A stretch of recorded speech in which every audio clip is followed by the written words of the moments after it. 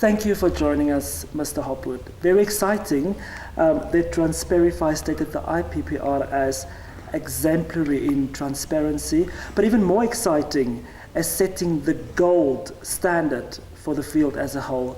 What does that mean to the IPPR? Well, it's a global survey, so it's 169 organizations across 47 countries, and we're in the top 21 being the most transparent. So for us, it gives us an international profile that we didn't have before.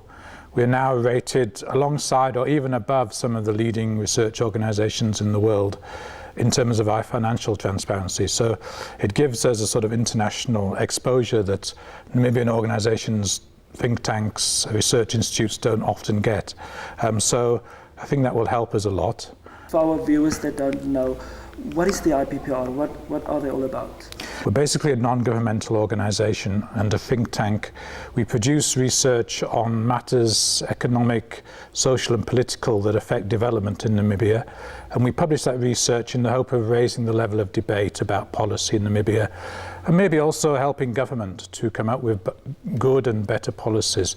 So we come up with ideas and recommendations for policy, basically. As director for this institution, did you expect the IPPR to be on the leaderboard regarding transparency?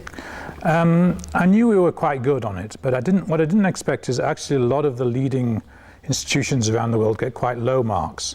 And some of them are actually obviously concealing who their donors and their private backers are.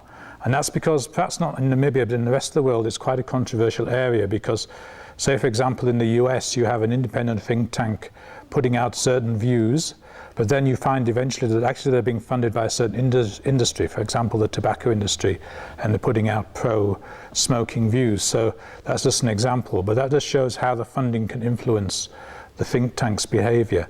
And that's why there's now a movement to say, okay, let's be totally open about this and say who funds us.